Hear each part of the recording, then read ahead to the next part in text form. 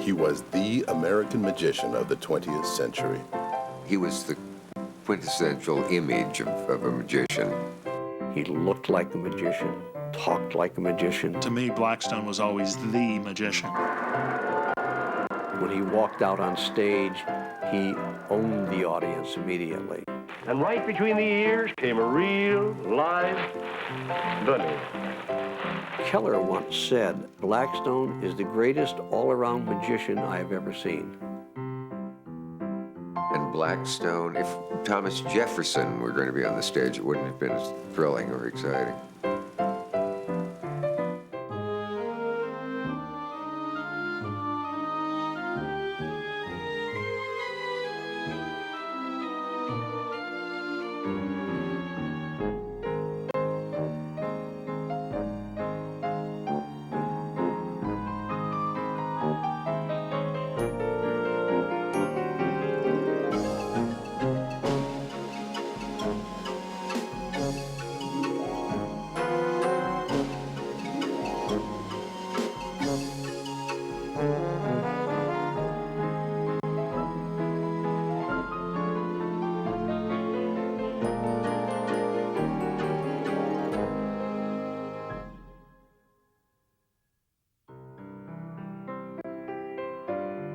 Harry Blackstone was a contemporary of Harry Houdini's.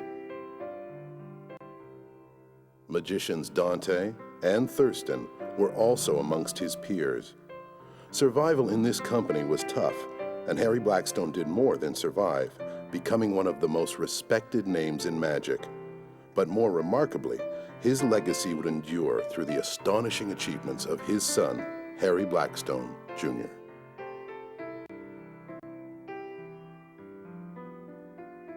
He was the quintessential image of a magician. To me, Blackstone was always the magician. When he walked out on stage, he owned the audience immediately. Blackstone personified the ideal magician.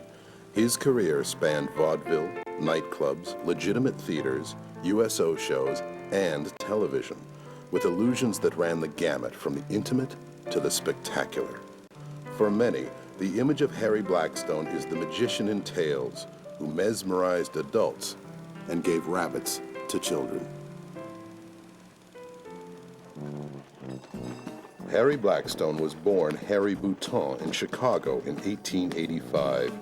He and his younger brother Pete worked for a cabinet maker. It was an experience that would later prove invaluable for two young men embarking on a career in magic.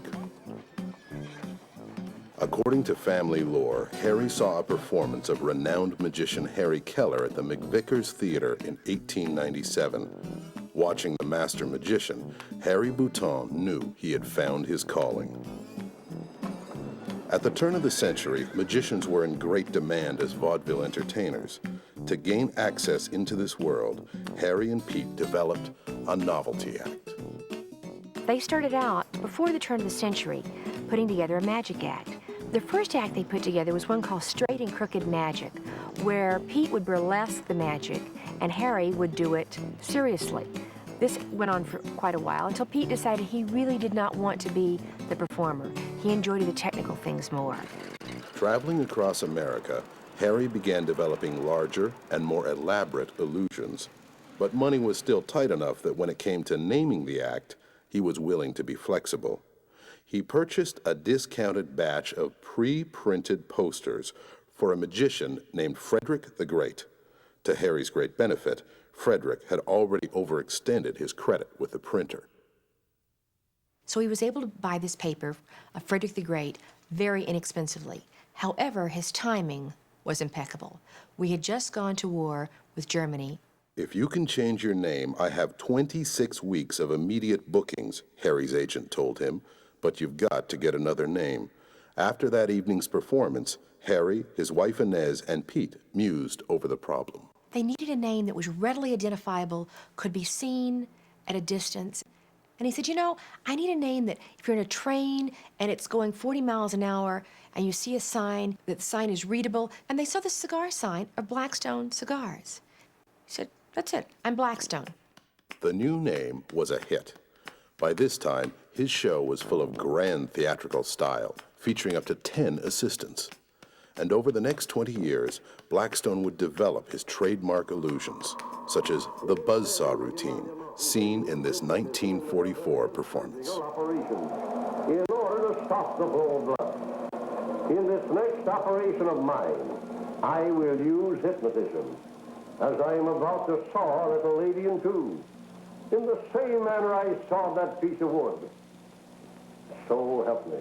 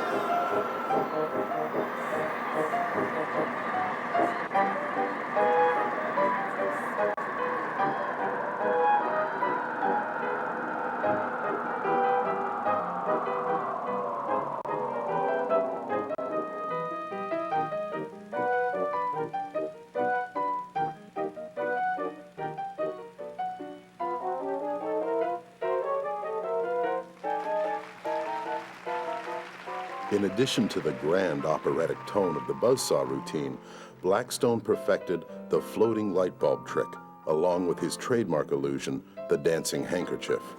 He first brought the handkerchief to life around 1918 and would include it in his act for the rest of his life. Well, first of all, he came down and borrowed a handkerchief. It may not seem like much today, but he took the handkerchief from somebody in the audience, tied a knot in it, and put it in a box, and then the handkerchief came out of the box and danced on stage, and it was known as Blackstone's dancing handkerchief. It was a marvelous effect. Blackstone was different. The shows were a cross between subtle simplicity and the wildly theatrical. But beyond illusions, Blackstone had something every star performer needs: tremendous stage presence. Everyone who saw him remarks on his powerful voice and his memorable appearance. Blackstone had this great head of white hair and this great manner on stage, and the voice, which is so important. It wasn't the guy who looks mysterious and then when he talks, sounds like your dentist or something from the Midwest. And all the time we toured all over the country in various auditoriums and theaters. Never once did we ever use amplification. He was the last of the old school performers who knew how to project from here out to the back row and have everyone in the theater hear him. You're riveted to his every move, wrote one reviewer. And within the magic community, he was always breaking new ground. Still in his mid-30s, he was one of the top touring acts in the United States, lauded across the country and winning praise from the man who had inspired him, master magician Harry Keller. Keller once said, on seeing Blackstone in a performance, "Blackstone is the greatest all-around magician I have ever seen," which is interesting. And I think what he meant by that was Blackstone could do small magic, you know, the intimate magic. He could work the big illusions and yet relate to the audience in all of those different types of magic. There were many magicians of that generation, but Blackstone belonged to an elite group. Another was Harry Jansen from Copenhagen, Denmark, who went under the stage name of Dante. Dante was a greater perfectionist in his magic, but Blackstone has more warmth with the audience. There was also Thurston, Keller's protege. Thurston was smooth, polished diction, where Harry was more or less down to earth, like a laborer type with his voice. No, not with his performance. His hands in the world were very good. But Harry had advantages. He had a way with the kids and with the audience that when he get people on the stage, he just had the way of making them love him. Another competitor was the man whose name was synonymous with magic, Harry Houdini. Of Houdini, Blackstone would only say, "We're friendly enemies." One of Houdini's new escapes was the packing box escape. He would have himself be put in a packing box. The packing box would be padlocked, and then he would have himself lowered into a river. He did it in the East River in New York City. Some other magicians have claimed to be the originators of the packing box escape. The most famous one is Harry Blackstone. Blackstone claimed to have originated the packing box escape before Houdini did, and they got into a big quarrel about it. And Blackstone said, but I was doing it while he was in Europe. I created it, I was doing it, here are the newspaper clippings, and in fact, the piece is still in storage in New York. But apparently the Blackstone packing box was not stored in New York. Years later, when magician Joe Dunninger went to buy some books from Mrs. Harry Houdini, she gave him an old trunk in which to place the books. But while carrying it, or dragging it as the case may be, down the stairs, a small trap door opened, and here was the plaque, this little brass plaque, that said property of Pete and Harry Bouton, underwater box escape. I tend not to believe that story. I can't imagine. I mean, certainly Houdini himself wouldn't have. He wasn't a thief. He was a very straight guy, and he wouldn't have stolen the packing crate and put it in his cellar. But who knows? Houdini's death in 1926 left the magic world devastated, but it also allowed greater room in the public affection for younger magicians. Soon, however, there was another threat on the horizon. Hollywood had already made a serious dent in vaudeville's popularity, but for many, the death knell came with the advent of talking pictures. Instead of fighting the enemy, Blackstone embraced it. And he came to the Paramount Theater with a 1-hour show that played 4 or 5 on weekends 5 times a day with a movie. If anything really inspired me to love magic, it was Blackstone. By the late 1930s, Harry Blackstone was on top. His old rival Thurston had passed away in 1936, and Dante had devoted his time almost exclusively to touring Europe. Within the world of magic, it seemed like the United States belonged to Harry Blackstone. He had no way of knowing that many of the best days were behind him. It was the Omaha World Herald, and a lot of people took that paper in Lincoln, and I was looking through movie listings, and suddenly, Blackstone. And I thought, that's the name of a hotel, but this looks like, no, there's his picture. It's an ad. It can't be. He's coming to Omaha in my lifetime. By the early 1940s, he was one of the leading lights in American magic, his name a trademark for young and old alike. I could not comprehend that in the immediate future, I was going to be sitting perhaps in a seat in a theater, and Blackstone, if Thomas Jefferson were going to be on the stage, it wouldn't have been as thrilling or exciting. And I'm going to give this rabbit away. In fact, I'm going to give it the first boy or girl that says I. Who'd like the little lady way over The stage here. Come over, shows, you now get the rabbit, performed you get the between rabbit. movies, had become a staple for audiences across the country. A charming trademark, as seen in this 1950s footage, was giving a rabbit to a child in the audience at the end of his vanishing rabbit routine. During his career, he gave away some 153,000 bunnies. I'll get it over here, and you and I will have a lesson. There you are. And don't let it get away. It's all yours. Oh! You did it. What? I don't know, but you did it. But gone.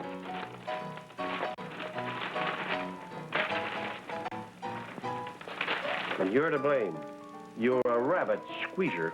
She was about to go to her seat. She said, well, where's my rabbit? Forgetting that she had squeezed it. She was a squeezer. one magician, though, he picked the paper up, he said, I'll make a paper rabbit. And he started to make a paper rabbit, saying this is the tail of a rabbit. And he started to put paper ears on a paper rabbit. And while making the ears, he turned to the young lady and he says, young lady, what kind of ears do you wish? And what do you think she said? Real ears. Real long ears. That's exactly what she said. And right between the ears came a real live bunny. Then he gave the bunny to the young lady, and she lived happily ever after. And I'm giving you this rabbit. The rabbits, like all the animals used by the Blackstone troupe, were cared for and housed during the summer in Colon, Michigan, Blackstone's adopted hometown.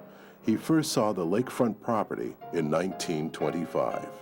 He and his first wife, Inez, had seen it and thought it was so wonderful, so they bought this land, built the house, made the cottages, and this was the summer home for the show.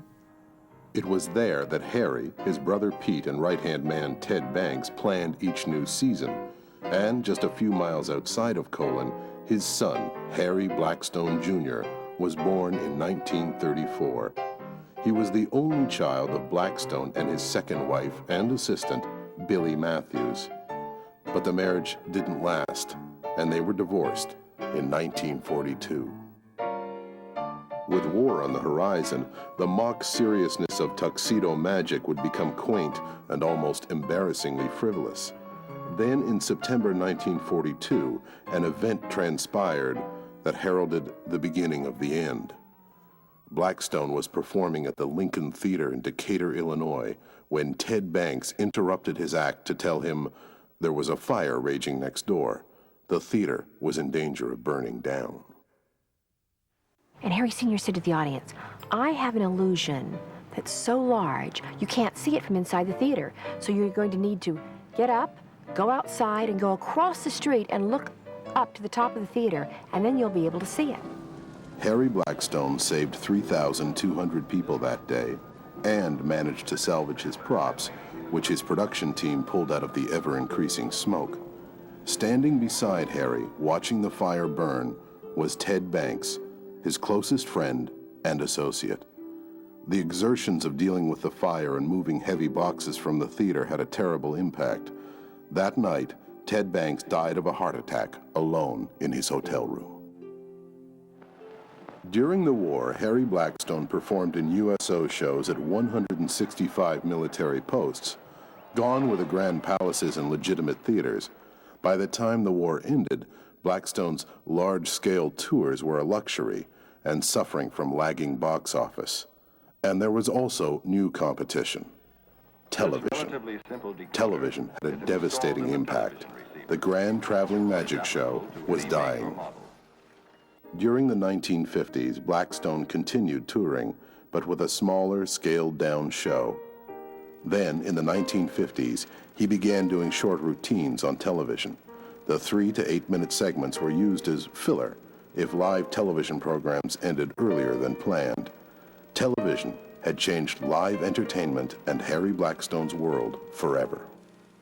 We fade to black, and a few years later, I've gotten off a train to go to from Nebraska to go to Yale, and my parents allowed me a few days in New York, and I walked over to Times Square, and bang, there's Blackstone standing in front of the palace, son's too contrived, looking at it with a cane, and he's got a cane, and there's no doubt who it is, and I keep thinking, you idiots, this is Blackstone, you're walking right past him. I said, what are you doing these days? And he said, loafing. And I said, I got your autograph in Omaha. And he wished me luck. Harry Blackstone decided to head west, though this time on a more permanent footing. He moved into an apartment in Los Angeles, not far from the headquarters of the Academy of Magical Arts, the Magic Castle. For Harry Blackstone, it was the return to a home he'd never had. The Magic Castle was a mecca for magicians, and he was able to spend time with the grand old men of the trade as well as the young up-and-coming conjurers. In this company, he was an icon. And I remember when people came here and they saw Harry Blackstone, when they saw him sitting there, they were so impressed, and he was Harry Blackstone, and he had a wonderful time. Harry Blackstone's health deteriorated, and in 1965 he died, a professional performer for almost 60 years. He was one of the most successful magicians who'd ever lived. His trademark illusions have become legendary, but Harry Blackstone had not finished making his contributions to the art form. There was something he had left behind. Harry did fight very hard not to go into magic, but every time he tried fighting, summer vacations, he'd wind up taking 2 weeks off from whatever job he had and would work Las Vegas, or he'd work a magic convention, or these times when he'd say, no, I'm not going to do magic because I don't really want to compete with my father and the legend that he is. I think that when my father died, said Harry Blackstone Jr., that magic began to take on a special meaning for me that I had not experienced through all the years with him. Neither could have imagined how far Harry Jr. would take his father's magic in the years to come.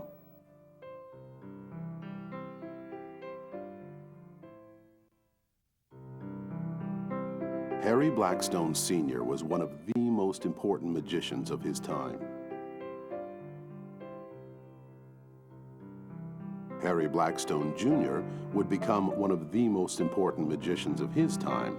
But what makes this something more than the story of a son following in his father's footsteps is that Harry Jr. would not commit to magic until after his father's death, when Harry Jr. was in middle age.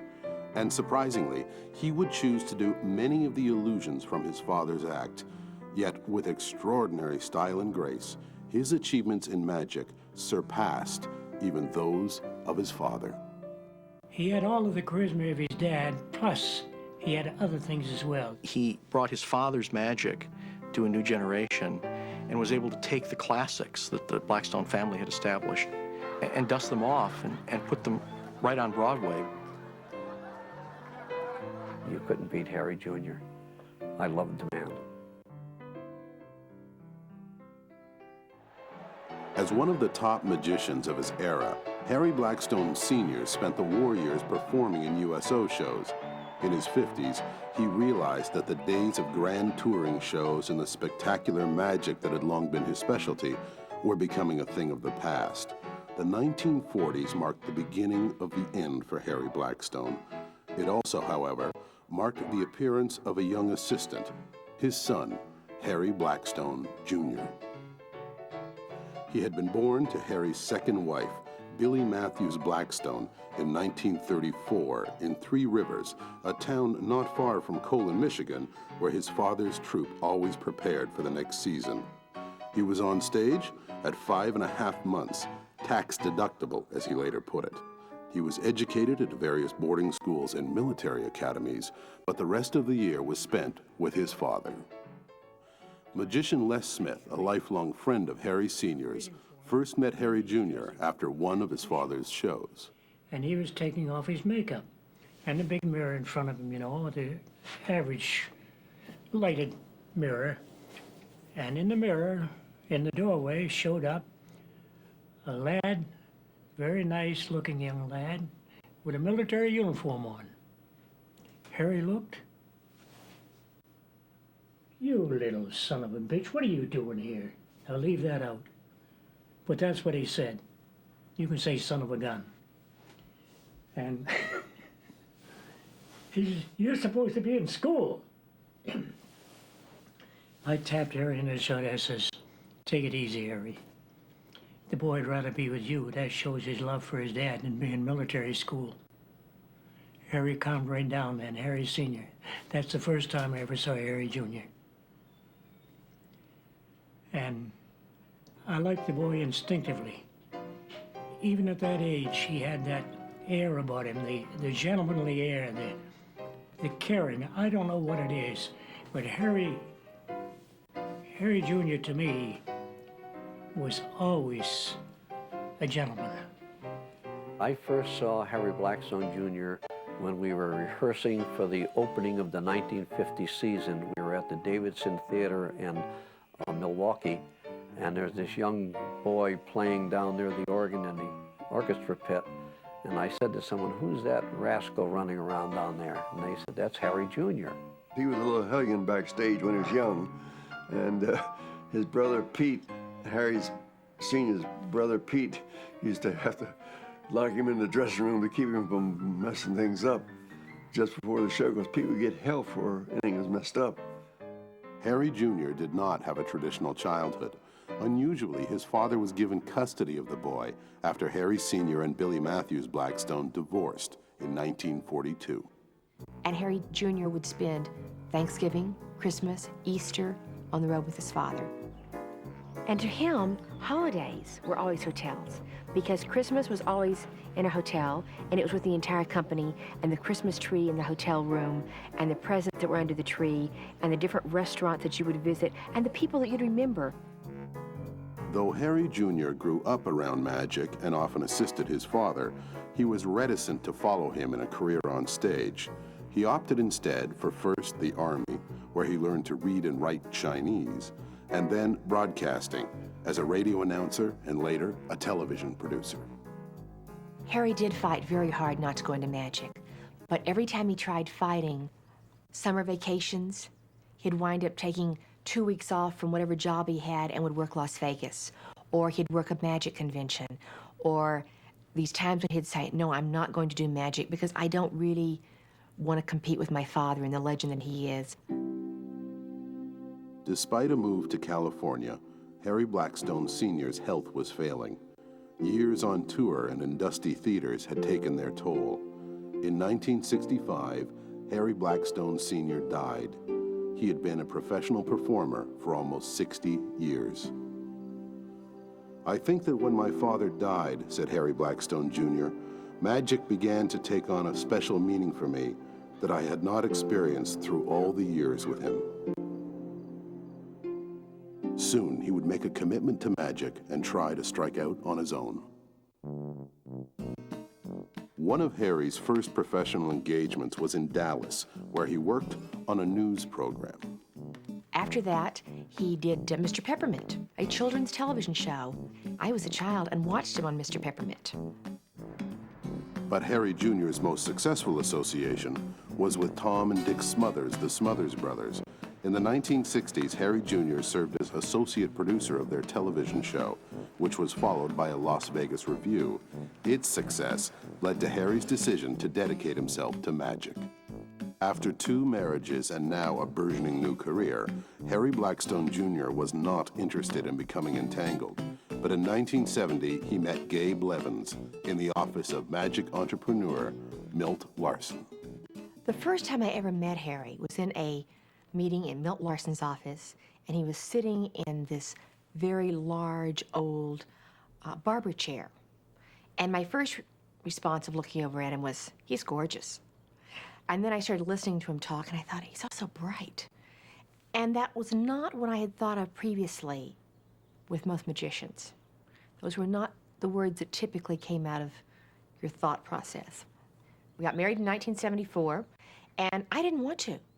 We had been together at that point for like 2.5 years. And I said, I don't really want to get married. And he said to me, "It's not good for business." It's not good for business? What a romantic thing for someone to say. So we got married in Las Vegas on Sunday night. We stayed over Monday, came back Tuesday morning, and went immediately to the Merv Griffin show, where we announced to the world that we had just gotten married. And much to our accountant's thrill, I did an illusion where my hand was showing, and therefore that made the ring tax deductible. During that time, Harry Jr. was performing everywhere, from amusement parks to colleges to Playboy clubs. This is a bird in a cage, a canary, and while you watch, the canary will disappear, just like that. Now, people all over the world have asked me many times, how do you do it? Rather well is the answer, of course. He sometimes would take on jobs that, would make it very hard for him to get rehearsal time, and things would go wrong, yet he'd carry it off as a showman in the center.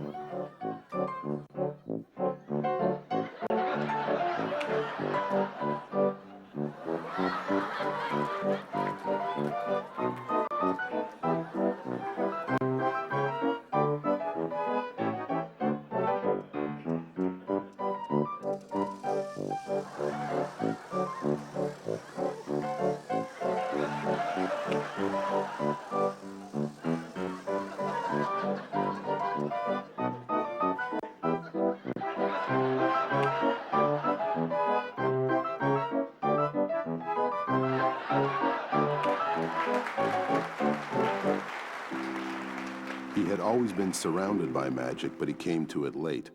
It had been so much a part of my life, he said, that perhaps I didn't recognize it as the unique and marvelous art that it is. The sights and sounds of it were with me. The musty black velvet curtains, the smell of gunpowder for the cannon trick, white satin and ostrich feathers. Yet the wonder of the magic itself had perhaps eluded me. In his 40s, he became both an aficionado and master of the art. The story of a child surpassing a successful parent is not unusual in show business. The fascinating thing about Harry was how he brought his father's magic to a new generation and was able to take the classics that the Blackstone family had established and dust them off. One of Blackstone's trademark illusions was the dancing handkerchief.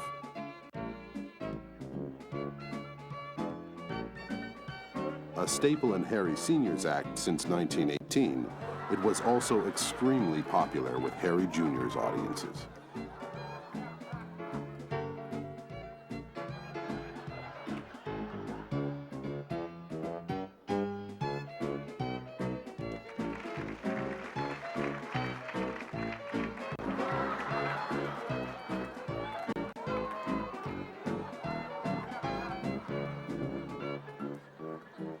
Harry came out and did the show, and I closed my eyes, and I knew every word of the show. The patter was burned into my mind, every piece of music, every nuance of his father's show. And Harry did his father's show, word for word, trick for trick, only with updated costuming. And you could close your eyes and hear his father. He had the same voice as his father. And it brought tears to our eyes. He had the charisma. He had all of the charisma of his dad, plus he had other things as well. He had poise and he had breeding. His father at times could be a bit uncouth. I never saw Harry Jr. be uncouth. I never saw him when he didn't have complete command of his audience. Harry was a little down to earth.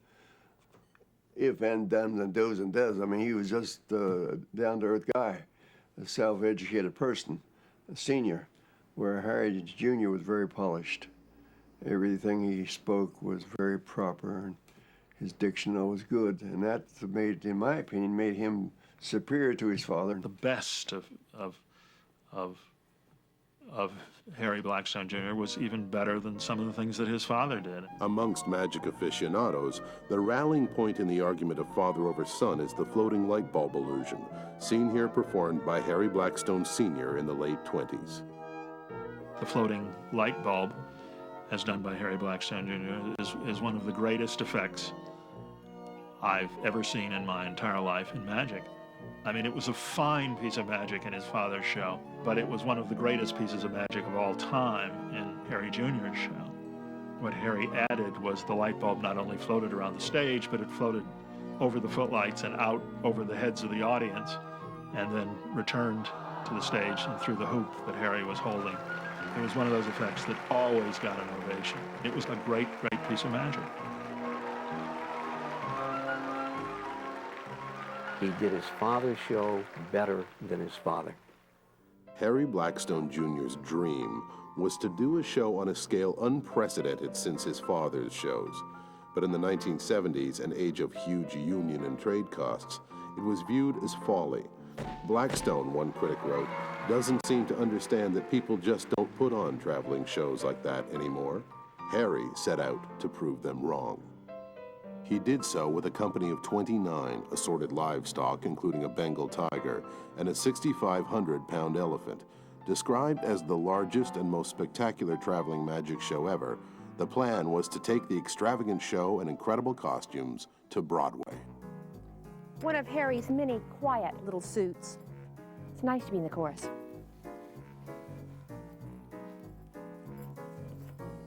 Silk, Chinese, pure silk.